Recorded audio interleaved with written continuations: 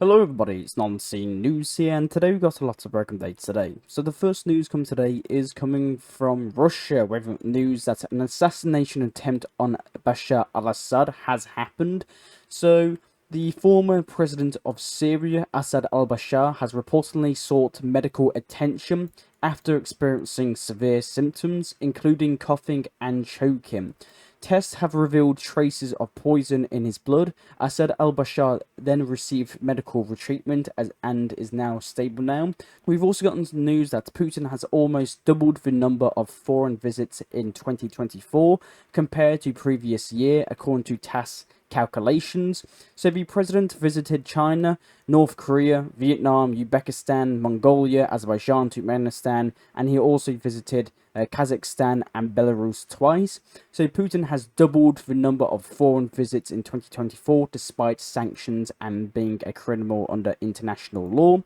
We've also got news today that Russia has involved 140 to 180,000 prisoners in its war against Ukraine, according to Ukraine's foreign intelligence services. So last year, Russian prisons held about 300 to 350,000 inmates, and now that has actually halved. So the half the number compared to 2014, when the Russian-Ukrainian war begun. So now we're seeing a huge decrease in Russian soldiers throughout Russia, because a lot of them are signing contracts with the Russian military to obviously go to Ukraine. So we've actually got news that previously prisoners received a one-time payment of $1,718 upon signing a contract in July 2024, but this amount was increased to $3,524. So it seems that the Russian government is now increasing funding for Russian convicts, Russian prisoners, to actually join to fight the Ukrainians in Ukraine. So this is probably explaining why there's been such a huge decrease in Russian prisoners, and I'm pretty sure if the Russian prisoners end up surviving in Ukraine, they do earn their freedom. So it's a bit of like a gladiator situation in Rome, like you earn your freedom. So very interesting news. We've also got news and some statements coming from the Russian Foreign Ministry spokeswoman. So she stated that despite Gazprom fully meeting its contractual obligations for gas supplies to Europe, Ukraine has decided to halt the transit. The ceasing of supplies not only negatively impacts Europe's economic potential, but also directly affects the standard of living of European citizens. And we've also got news that the first victims of the US aggressive strategy has been the largest European economy, Germany, following the sabotage of the Nord Streams. Germany is now forced to purchase natural gas at a significantly higher prices.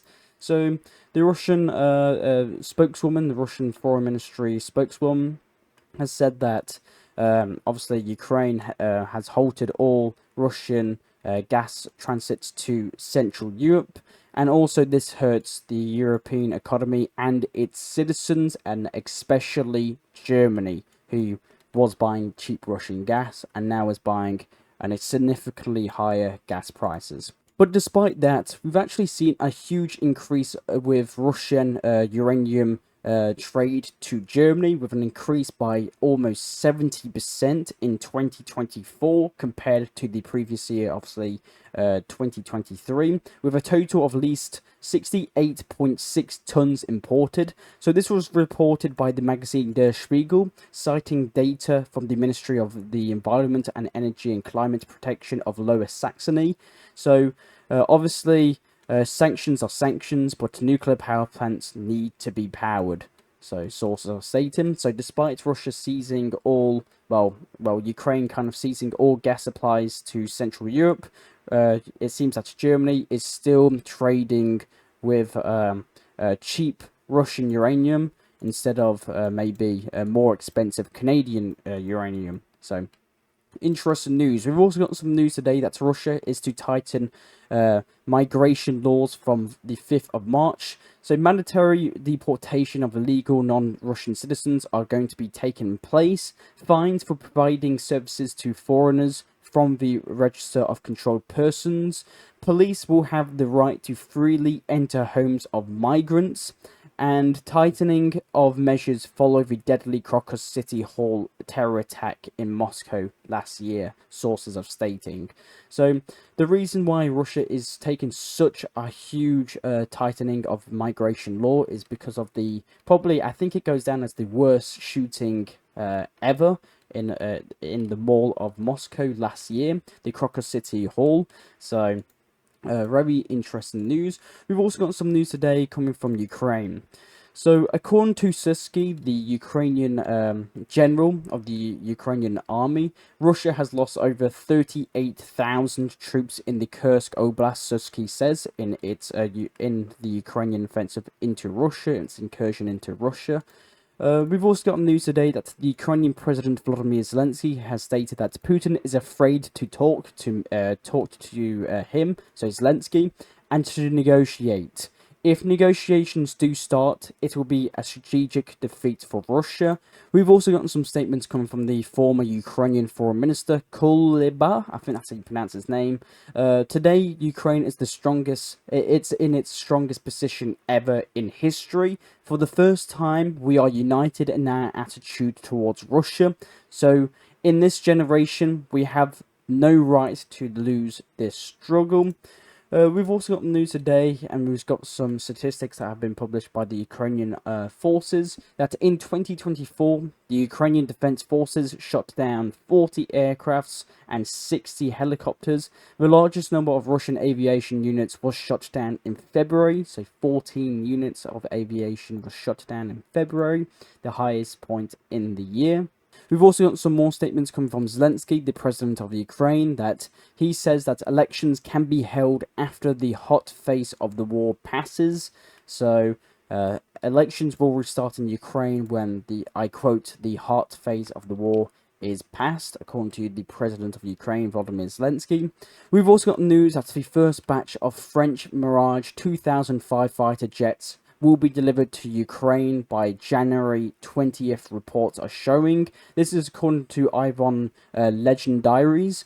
So the batch will likely consist of 3 to 6 Mirage 2000 aircraft, and it is expected to replace Ukraine's old Soviet made Su-24 fleet. So in January the 20th, we can expect French fighters making its first appearance in Ukraine.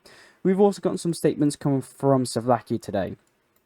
So Slovakia may cut off support for Ukrainians over Ukraine's gas transit block. So the Slovak Prime Minister Robert Fico has threatened that his party, the Smer SD, is ready to support reducing assistance to Ukrainian refugees in Slovakia in response to Ukraine's suspension of Russian gas transit. So, Robert Fico, the Prime Minister of Slovakia, stated that on behalf of the Smer SD party, I say that we are ready to discuss and agree within the coalition to halt electricity supplies and significantly reduce the support for Ukrainian citizens on Slovak territory, stated Fico in a video message posted on his social media page. He also expressed hope that his government coalition partners would also take the situation of the suspended gas transit through Ukraine seriously. And according to Robert Fico, Slovakia faces 500 million euros of annual loss in gas transit fees, the PM has reported. And the PM of Slovakia also said that this will have serious consequences for all of us on the EU. We've also got news that due to this speech in Slovakia, thousands of Slovaks have been protesting against Fico's policies, carrying signs that we are not Russia, we are not Russia's puppet. Slovakia beware, the occupation has begun. Fico, go to Moscow and leave Slovakia alone. Betrayal, just betrayal, and we are Europe. So there's been reports throughout Slovakia of small protests, a couple of thousand people during EU protests. And we've also got some news coming from Transnistria. So all industry and enterprises in the unrecognized country of Transnistria have ceased operations. So the first deputy, so the Prime Minister of Transnistria, has described the crisis caused by the halt in Russian gas supplies through Ukraine as severe. So according to Oblosky, nearly 75,000 households in Transnistria have been cut off of gas, while another 116,000 households are receiving reduced volumes. So this is a huge problem now that is happening on the unrecognized country in Europe. So we've got these videos here of huge and entire districts of Transnistria completely without electricity or gas. So this is probably the worst state it's ever been when talking about its electricity problem. So there's been even talks of obviously Transnistria moving back to coal, because it clearly can't get Russian gas in. And there's also been this is just rumors that I've been seeing, that Transnistria might be forced to be go back into the country of Moldova due to this huge electricity cuts, because it literally cannot apparently survive without this electricity. And there's been reports that regarding the coal solution, Transnistria only has 75 days worth of coal to power up the whole of Transnistria. So we've got reports that Transnistria might be forced to return to Moldova. So this is just rumors, so it's not confirmed yet, but just take it with a pinch of salt. Now let's go to Denmark / Greenland. We have news that the Prime Minister of Greenland has announced his desire to achieve independence from Denmark. So, in the New Year's address, the Prime Minister of Greenland has stated that history and the current conditions have shown that our cooperation with the Kingdom of Denmark has not led to full equality. Now is the time for our country to take the next step. Like other countries in the world, we must work to remove the obstacles to cooperation, which we can call for the shackles of colonialism, and move forward. It is time for us to step down and determine our future, including with whom we will work closely and who our training partners will be. So this was stated by the Prime Minister of Greenland. He said that the decision of independence must be made by the people of Greenland. And in recent years, the independence movement in Greenland has apparently been gaining more and more strength, Reuters, the news agency, reports. And this kind of goes perfectly co-in-hand with Donald Trump's latest statements on Greenland, of wanting Greenland to be purchased as the 51st state of America. So people have been trying to link with Donald Trump's statement of wanting to purchase Greenland with its independence now. So very interesting news, and I'll keep you updated on that. We've got some news coming from the United Kingdom of Great Britain and Northern Ireland that the UK Ministry of Defence suggests a 56% increase in annual military spending. So, while the previous Prime Minister of the UK, Rishi Sunak, the Conservatives, pledged to increase the UK's military budget to 2.5% of the national GDP, the government of his peace-loving Social Democratic successor, Keir Starmer, has announced that the UK's military budget should reach at least 3.9% of GDP. We've got some statements coming from the Turkish President Erdogan. The Turkish President Erdogan has stated that Turkey remains the only country to fully halt trade with Israel, just as we have proven right on Syria. History will affirm our stance on the Gaza crisis. We've also got news that the factory of the Italian company Peugeot, a renowned aviation company, is now been bought by Bayraktar, Turkey's national UCAV producer and a global leader of the UAV market. So the Turkish company of Bayraktar has just bought a huge Italian aviation company. So I'll keep you updated on that. We've also gotten the latest advancements of the Israeli advancements in Syria.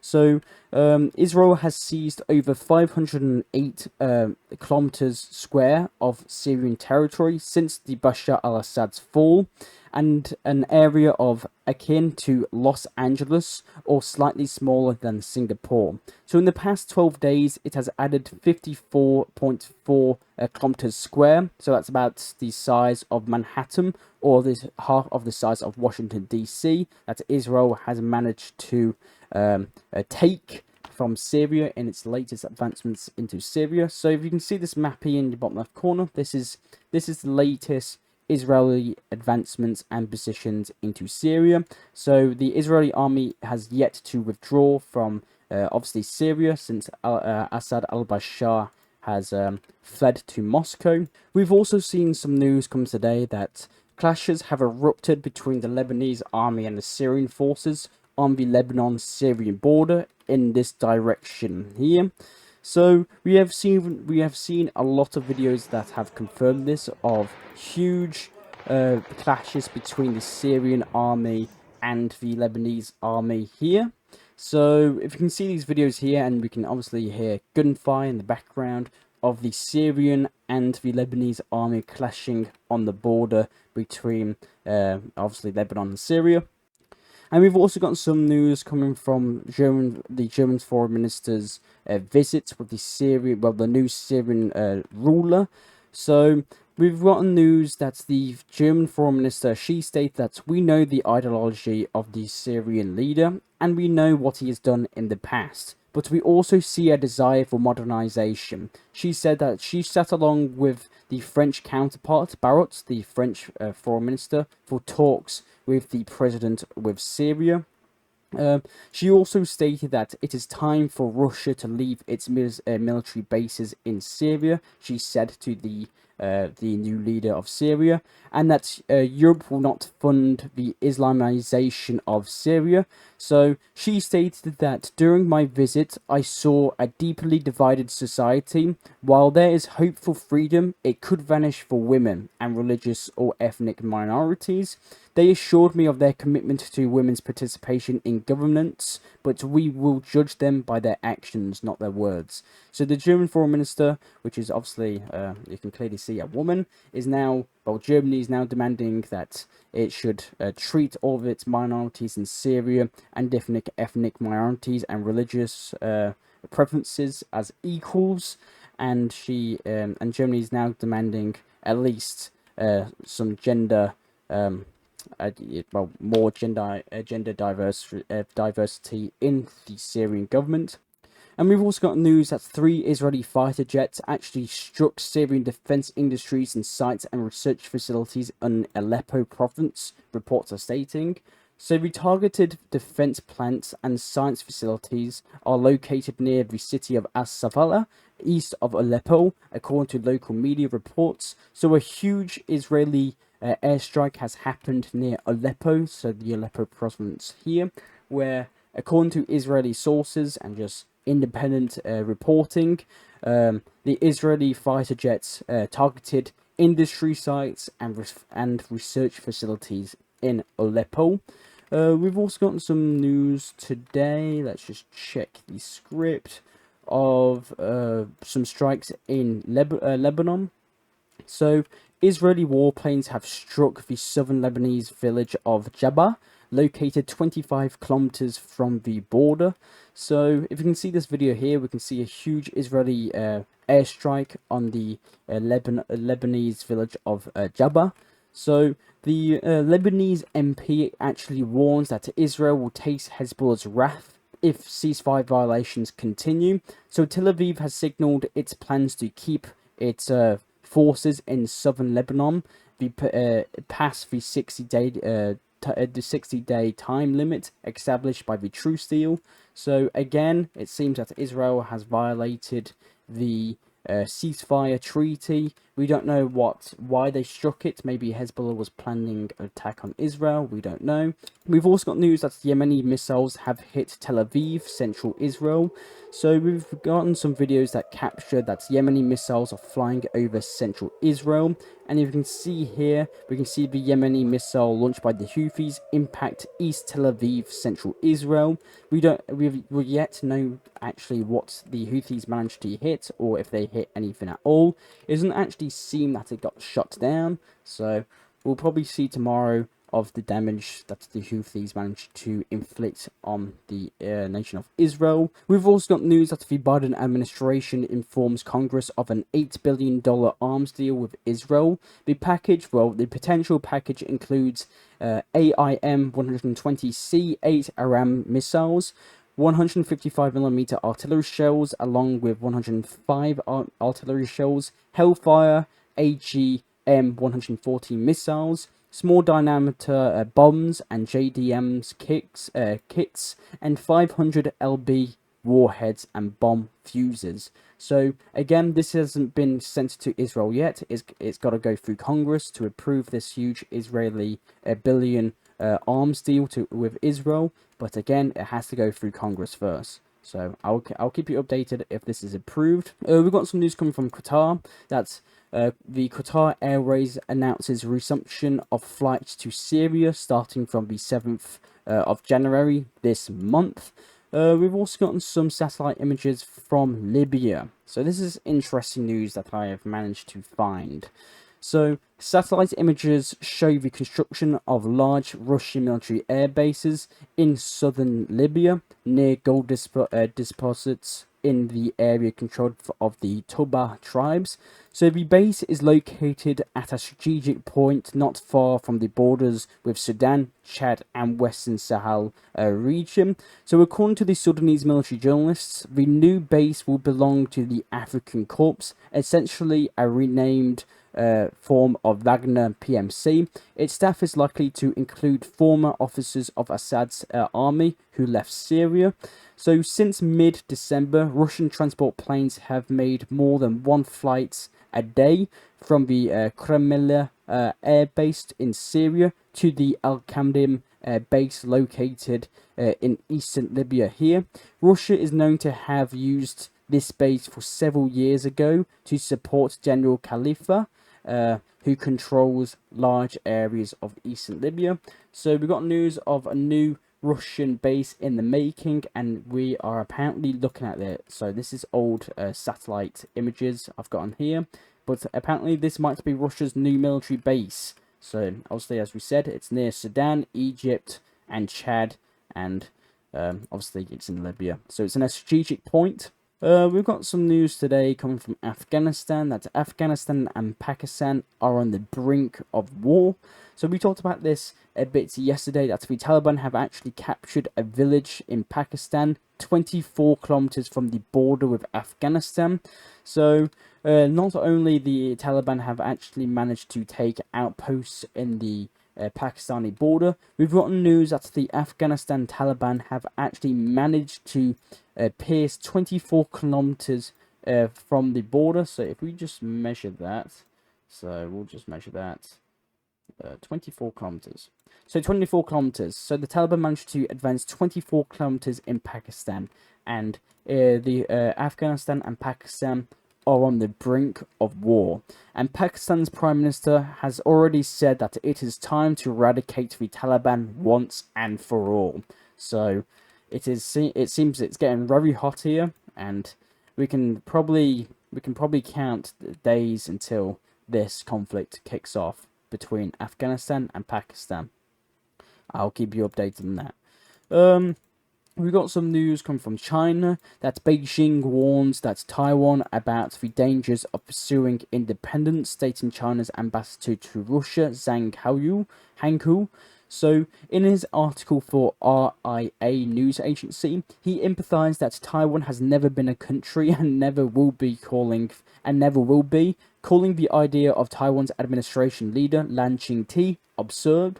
So, the ambassador has also urged the United States to stop playing the Taiwan card and destabilizing the region, warning that Washington, when faced with China's strength, will face defeat.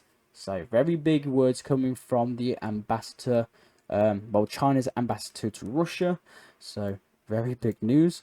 We've also gotten some news that China has imposed sanctions on US defense firms supplying arms to Taiwan. So China has introduced trade restrictions on supply of dual-use goods to 28 US defense companies. So China imposes trade restrictions on 28 US defense firms, including General Dynamics, Boeing Defense, Lockheed Martin, and Raytheon Missiles and Defense.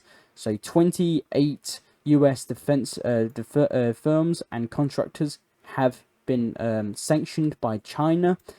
We've also got news today that China has unveiled yet another 6th generation fighter jet called the J-50. So if we see this video here, we can allegedly see China's latest prototype of its groundbreaking 6th generation stealth fighter jet. So if we see these videos here, we can see the J-50, and I don't have any other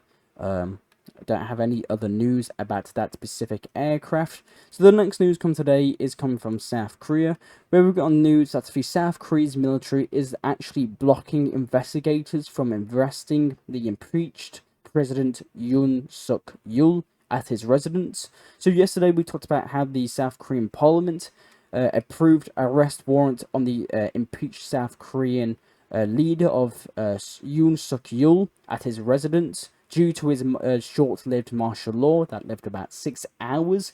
So the Korean government led a huge arrestment campaign against the impeached President Yoon Suk Yeol, but it seems that he has more supporters than people thought.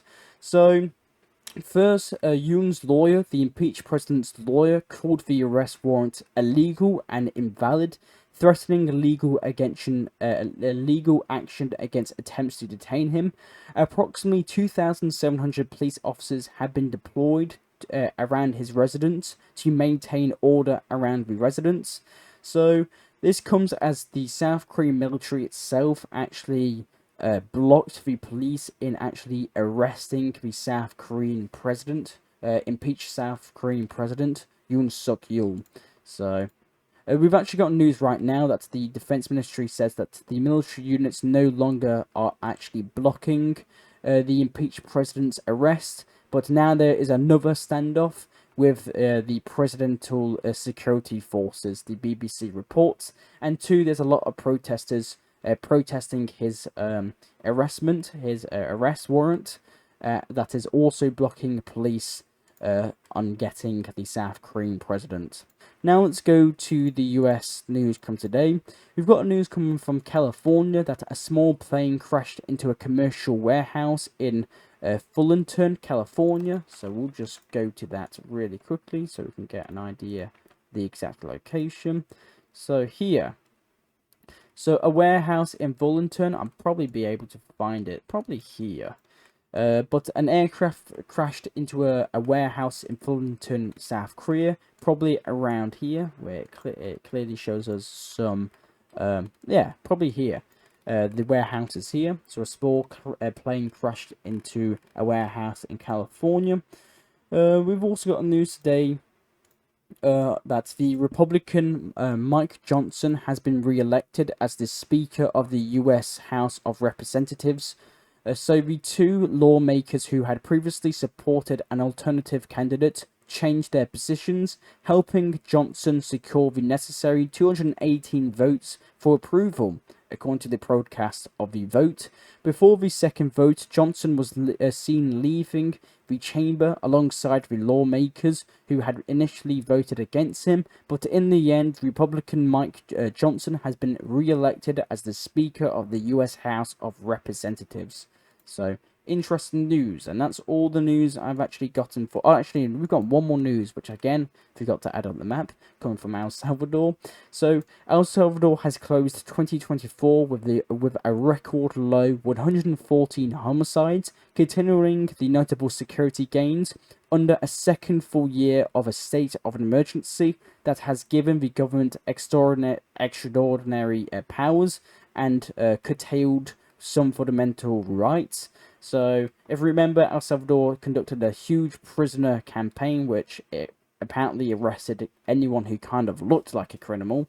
But in a result, El Salvador is now notably one of the safest places in Central America, and apparently even safer than the United States and most countries in the world, due to this huge arrest operation that the El Salvador government has conducted. But that's all the news I actually have for you today. I am Unseen News. I'll try and provide you news that medias around the world do not show you. I do these videos hopefully daily, so consider subscribing and liking. Thank you very much for watching, and I'll see you all later. Bye.